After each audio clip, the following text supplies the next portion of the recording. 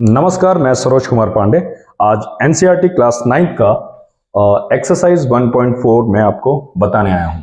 आपका पहला क्वेश्चन है, classify the following numbers as a rational number और इरेशनल नंबर। आपको क्लासिफाई करना है, आपको बताना है कि ये रैशनल नंबर है या इरेशनल नंबर है। ओके, देखो जैसे कि आप पहले पढ़ चुके हैं, 2 ये रैशनल नंबर है क्योंकि इसके नीचे कुछ नहीं तो 1 है। ये क्या है? इरेशनल नंबर है क्योंकि इसके ऊपर रूट लगा हुआ है, ठीक है, और ये परफेक्ट स्क्वायर नहीं है। तो जब रूट लगा हुआ है तो इसका मतलब क्या है कि इसका ये नॉन टर्मिनेटिंग नॉन रिपीटिंग आता रहेगा, ठीक है, यानी पॉइंट के बाद भी नंबर आता रहेगा। तो यानी ये क्या है? ये इरेशनल नंबर है। रैशनल नंबर और इरेशनल है, हाँ, तो इसका रिजल्ट क्या निकलेगा? इरेशनल ही निकलेगा, ठीक है। सेकेंड, ये देखिए, ये ब्रैकेट है, ब्रैकेट में 3 प्लस रूट 23 माइनस रूट 23 है। ब्रैकेट जब खुल जाएगा 3 plus root 23 minus root 23, okay. Sorry, same चीज अगर अलग अलग साइन में है, ये प्लस में है और ये माइनस में है, तो ये कट जाएगा। ये जब कट जाएगा तो इसके नीचे इसके साथ क्या बचा? 3 बचा, और इसके नीचे कुछ नहीं तो ये 1 है, यानी ये रैशनल नंबर के रूप में है, ठीक है। तो ये है रैशनल नंबर। आपसे बोला गया है रैशनल और इरेशनल बताने के लिए। ये 2 के साथ मल्टीप्लाई में है, 7 के साथ रूट 7 मल्टीप्लाई में है। मल्टीप्लाई में जब होता है तो हम इसे ऐसे रूट 7 से रूट 7 कट गया, 2/7 बचा। क्या बचा आपके पास? 2/7। ये p/q के फॉर्म में है, इसलिए ये रैशनल नंबर है। क्लियर? रैशनल नंबर तो जानते हैं ना कि नीचे वाला नंबर 0 के बराबर नहीं होना चाहिए। 1/√2 है, 1 रैशनल नंबर है, ये इरेशनल नंबर है, ठीक है। तो इसलिए ये क्या हो गया? इरेशनल नंबर, क्योंकि ये p/q के फॉर्म में नहीं है। ये 2 तो रैशनल नंबर है, और रैशनल नंबर को आप किससे मल्टीप्लाई करें? पाई से।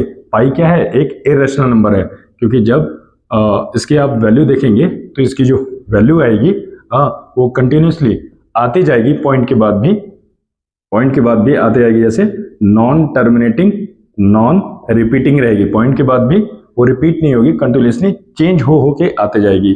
इसलिए ये क्या है? आपका इरेशनल नंबर है, ठीक है। आपने इससे पहले 1.3 किया होगा, इसमें मैंने बहुत अच्छे से समझाया है कि रैशनल और इरेशनल क्या है। उसी के अनुसार से आप इसको इजीली क्लासिफाई कर पा रहे हैं कि ये रैशनल है या इरेशनल है।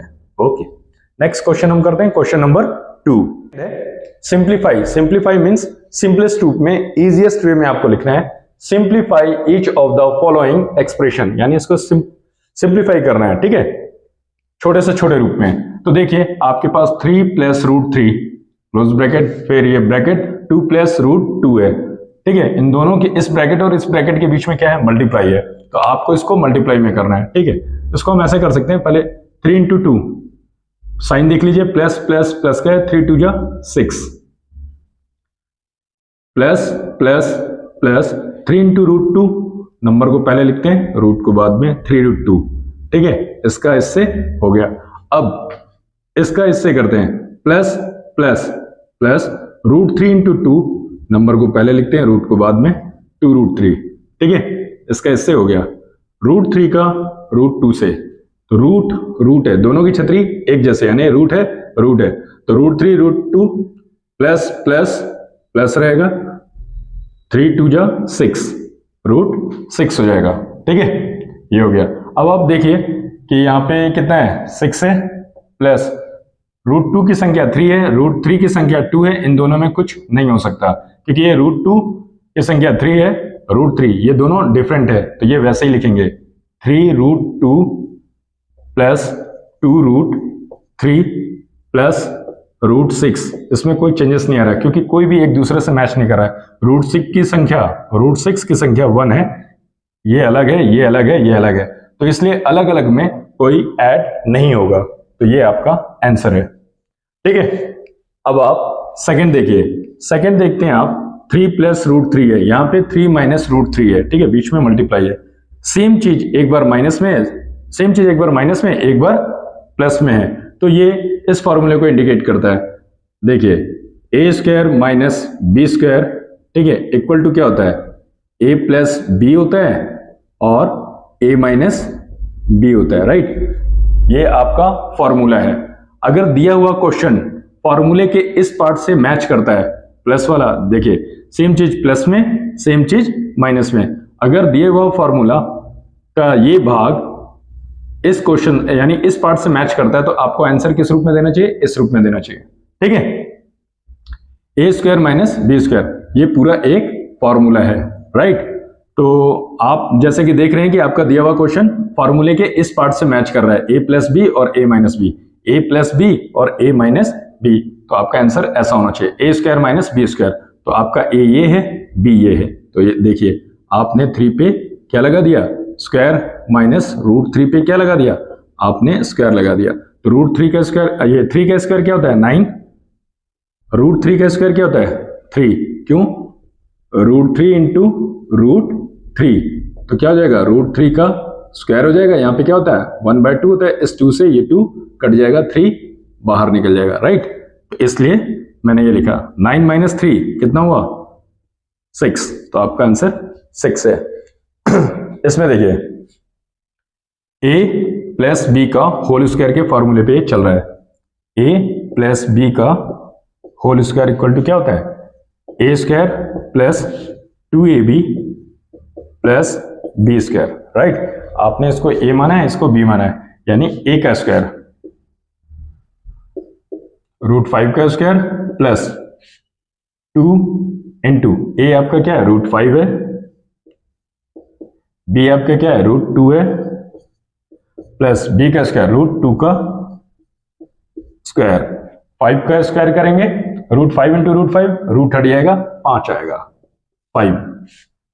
अब ये देखिए 2 इंटू √5 इंटू √2, ये 2 है, आप ऐसे लिखिए, ये सेम रूट है, ठीक है, यहाँ भी क्या है 1/2 है, ये 1/2 सेम चीज है, इसलिए एक ही छतरी में आ जाएगा। तो 5 2 जा 10,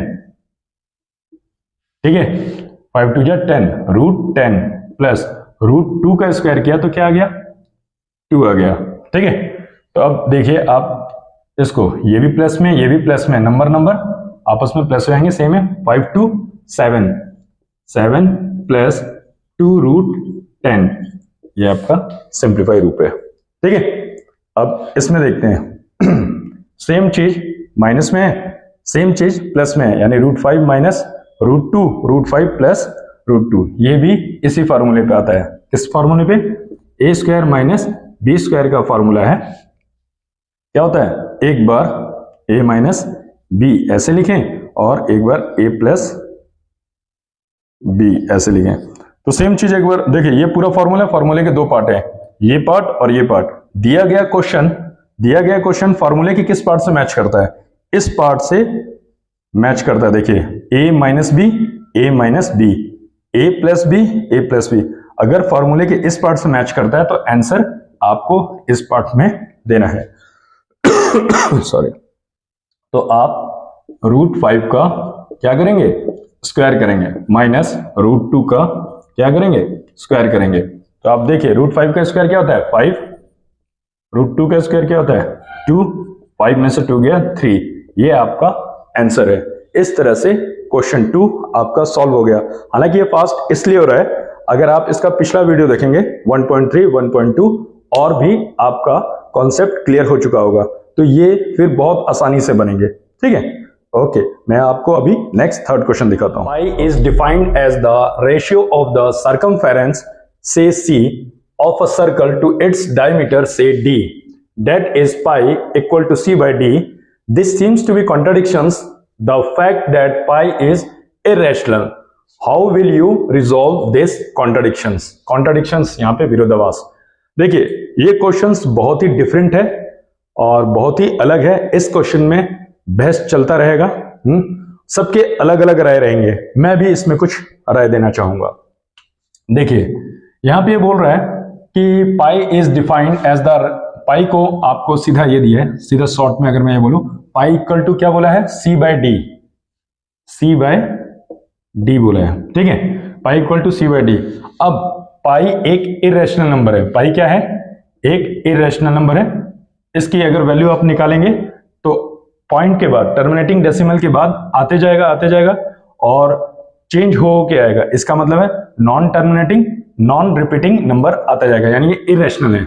और ये क्या है, सर्कमफेरेंस है, ये डायमीटर है।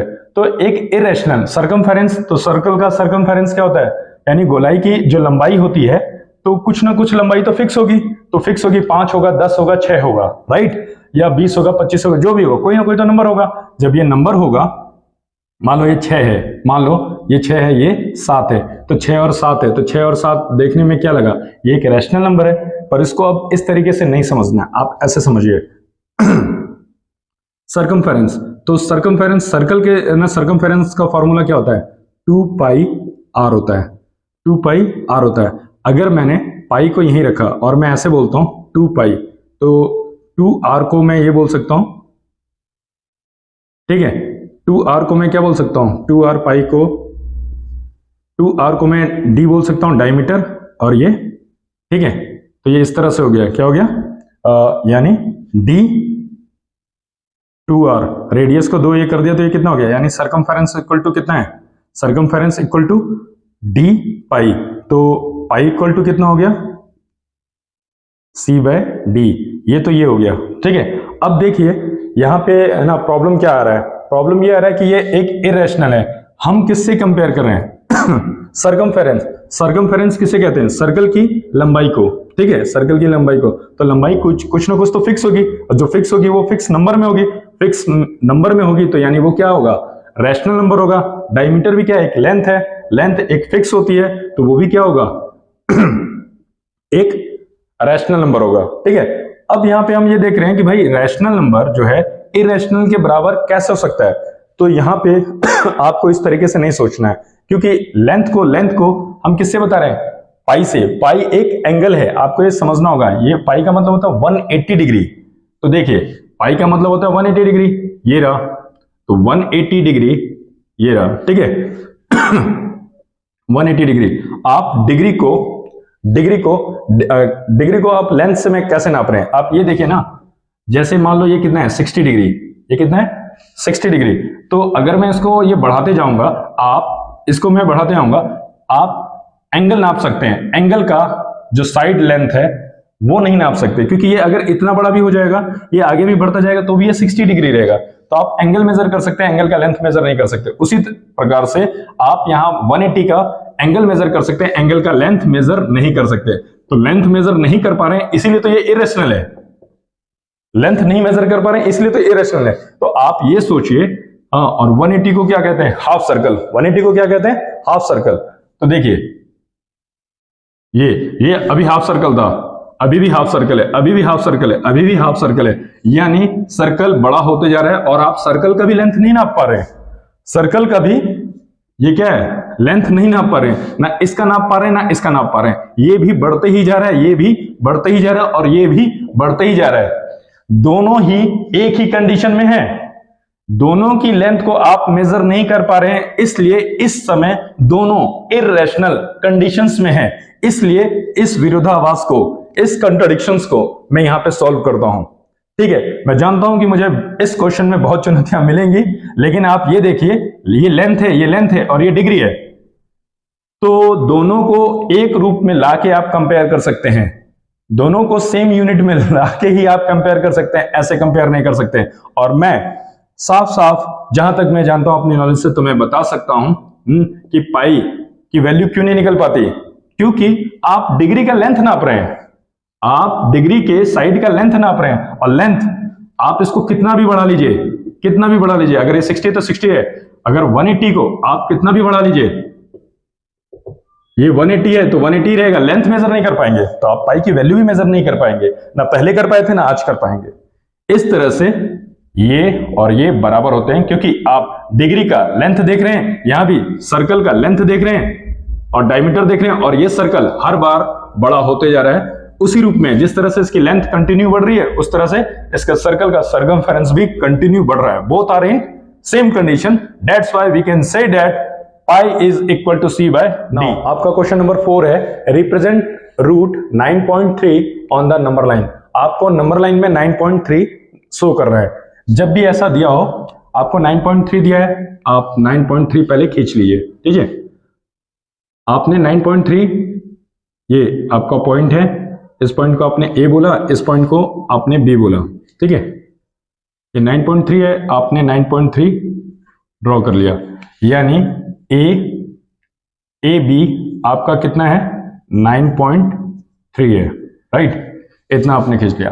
अब आप इसको थोड़ा सा और बढ़ा लीजिए, ऐसे बढ़ा लीजिए इसको। स्केल से आपने बता दिया है कि 1 यूनिट जो है, 1 यूनिट आपका कितना है 1 सेंटीमीटर है, ठीक है। इस हिसाब से आपने लिया है, ठीक है। तो 1 सेंटीमीटर, ये 2 सेंटीमीटर, 3 सेंटीमीटर, इस तरह से आपने बढ़ा दिया।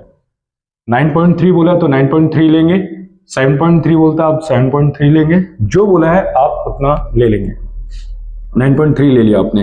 अब 9.3 से मैंने 1 सेंटीमीटर और बढ़ा लिया, इसका नाम मैंने क्या दे दिया, सी। अब मैं प्रकाल यहां पे रखूंगा पेंसिल इसमें डाल के, मोर देन हाफ, ए से सी, यानी सी पे मैंने प्रकाल रखा, आधा से ज्यादा दूरी भरी और ऊपर एक आर्क मार दिया और नीचे एक आर्क मार दिया, ठीक है। अब मैं ए पे प्रकाल रखता हूं, सेम दूरी जो आधा से ज्यादा दूरी ले चुका था, ए पे रखा, इस पे मारा और यहां एक आर्क मारा, यानी मैं ए और सी का क्या ले रहा हूं, बाइसेक्टर ले रहा हूं, ए सी का बाइसेक्टर पॉइंट ले रहा हूं, बाइसेक्टर पॉइंट ले रहा हूं, ठीक है। तो ए सी को मैं क्या कर रहा हूं, बाइसेक्ट कर रहा हूं, तो यहां पे रख के मैंने एक आर्क यहां मारा और यहां रख के यहां मारा, इस पॉइंट को इस पॉइंट से मिला दिया, ठीक है। मुझे ए और सी का मिड पॉइंट मिल गया, यहां पे मैं प्रकाल रखा, पेंसिल यहां पे, ठीक है, और एक गोला ऐसे बना लिया, राइट, बना लिया, ठीक है। अब मैं बी पे परपेंडिकुलर बनाऊंगा या फिर डी रख के ही मैं सीधा परपेंडिकुलर लाइन ड्रॉ कर दूंगा, ठीक है। बी पे परपेंडिकुलर आपने ड्रॉ किया है, चाहे तो आप ऐसे करके भी ड्रॉ कर सकते हैं, ये तो आप जानते होंगे। प्रकाल यहाँ रख के ऐसे कट मारा और यहाँ रख के ऐसे कट मारा, यहाँ रख के ऐसे, इस पे ऐसे, ठीक है। रिस्पॉन्सेस मिलाते हुए ये कर लिया। अब ये दूरी जो है ना, ये जो दूरी है यही आपकी 9.3 है। ये दूरी आपने प्रकाल में भर लिया, राइट। भरने के बाद आपका 1 कहां से था, बी के बाद ये क्या था आपका 1 था, ये क्या था आपका 2, ये क्या था आपका 3, क्योंकि ए से बी तक की दूरी कितनी थी आपकी 9.3, ठीक है। और यहां से आपने 1 सेंटीमीटर और बढ़ा लिया था, यानी ये क्या हुआ 0, तो ये 1 2 3, तो इतनी दूरी भरकर या तो आप ऐसे घुमा दीजिए प्रकार को, या इतनी दूरी लेके आप सीधा इस पॉइंट से जितना भी आता है यहाँ पे कट कर लीजिए, ठीक है। तो मैं तो ऐसे बोलता हूं कि आप ऐसे घुमा दीजिए, ये घुमा दिया तो ये ऐसे कट किया, ये जब कट करेगा, वैसे 9.3 है तो 9.3 है, हाँ, तो इतना तो है कि 3 से तो ज्यादा पे करेगा, ठीक है। तो क्योंकि हमें इतना तो अंदाजा है कि अगर ये 9 होता तो बेटा कितना आता, 3 आता, राइट। रूट 9 की वैल्यू कितनी होती है 3, तो रूट 9.3 की वैल्यू कितनी आएगी, 3 से तो कुछ ज्यादा ही आएगी, है ना। तो मैं तो बिना प्रकाल के बना रहा हूं, तो इसलिए आप ये सोचिए इस दूरी को जब आप ऐसे कट मारेंगे तो ये कट जो है ऐसे आएगा, ठीक है। या फिर आप इतनी दूरी को यहीं से नाप लीजिए ना, यहां से नापेंगे ये दूरी तो आपको यहां पे दिखेगा, आप जब प्रकाल से बनाएंगे तो आपको एग्जैक्ट दिखेगा, ठीक है। इस पॉइंट को आप क्या दिखा रहे हैं, रूट 9.3, ठीक है। आपका क्वेश्चन नंबर 5 है, rationalise the denominators of the following, यानी डिनोमिनेटर, ऊपर वाले नंबर को न्यूमरेटर कहते हैं, नीचे वाले नंबर को डिनोमिनेटर कहते हैं, ठीक है। आपको कहा जा रहा है कि रैशनलाइज करें डिनोमिनेटर को, यानी नीचे वाले नंबर को रैशनलाइज करें, यानी रूट हटाएं या फिर p बाई क्यू के फॉर्म में करें, क्लियर। तो नीचे वाले को अगर मुझे नीचे वाले नंबर को रैशनलाइज करना है तो मैं क्या करूंगा, रूट 7 को ऊपर भी मल्टीप्लाई कर दूंगा और नीचे भी। ऐसा क्यों करते हैं, ऐसा इसलिए करते हैं कि अगर मान लो मुझे कोई नंबर दिया है 2/3, मान लो 2/3 दिया है, अगर मैं कोई नंबर ऊपर भी मल्टीप्लाई करूं और कोई नंबर नीचे भी लिख के मल्टीप्लाई करूं, तो इसका मतलब क्या है, मैंने कुछ नहीं किया, इसका मतलब ये होता है। क्यों भाई, क्योंकि 2/2 क्या होता है 1 को किसी नंबर से मल्टीप्लाई करने से उसमें कोई चेंजेस नहीं आता, तो आप ऐसा कर सकते हैं। इसीलिए किसी नंबर को जब हम ऊपर मल्टीप्लाई करते हैं तो उसको नीचे भी मल्टीप्लाई करते हैं, तो इसका मतलब क्या होता है, √7/√7 क्या होता है, 1 को अगर आप इस पूरे से मल्टीप्लाई करेंगे तो कोई चेंजेस नहीं आएगा। चलो ये तो एक्स्ट्रा बात हो गई।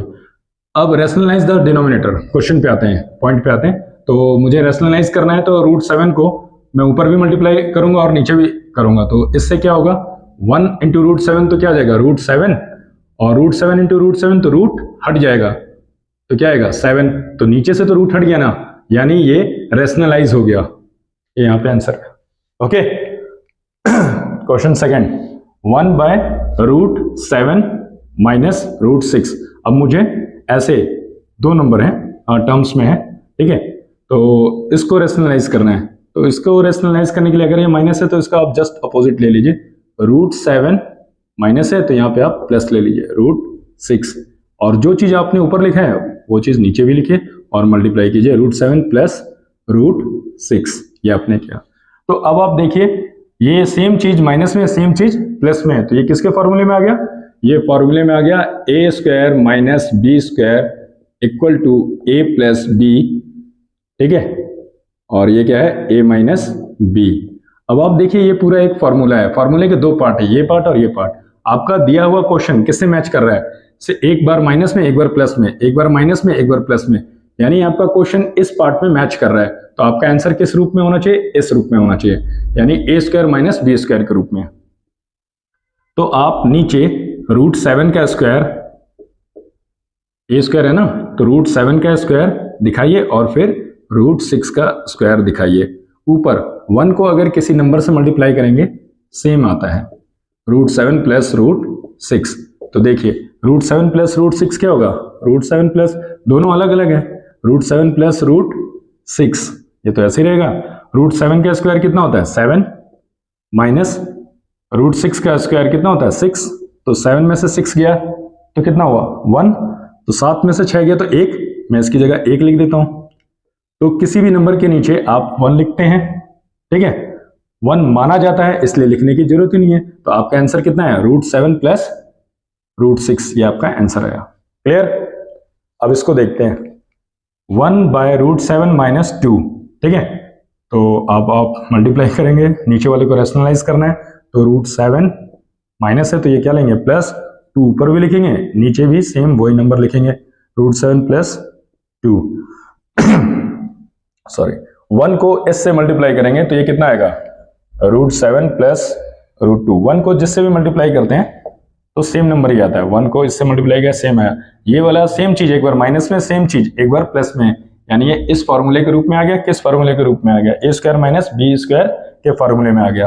तो इस पार्ट में लिखा है तो आप इस रूप में आंसर देंगे, यानी √7 का आप स्क्वायर करेंगे माइनस 2 का स्क्वायर करेंगे, ठीक है। तो देखिए ऊपर तो ये वही रहेगा √7 प्लस 2, नीचे क्या हो जाएगा √7 का स्क्वायर 7, √7 का स्क्वायर, √7 इंटू √7 तो 7 बाहर निकल जाता है, ठीक है।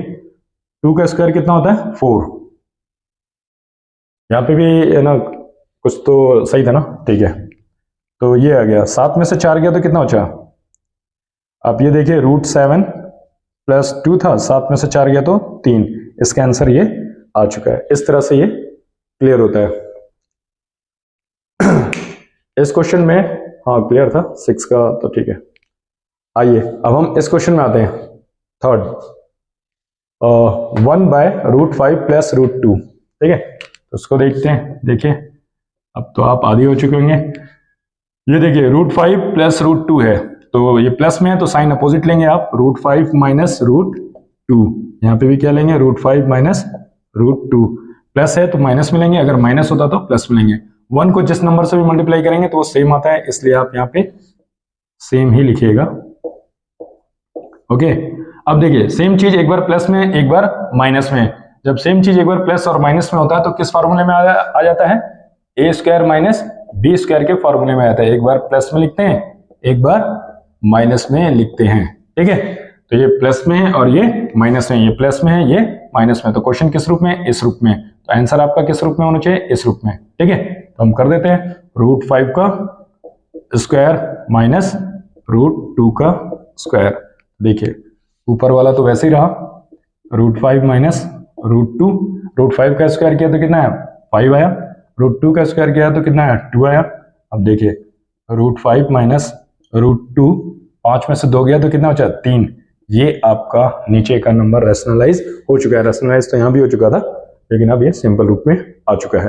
ओके, तो ये आपका आंसर है।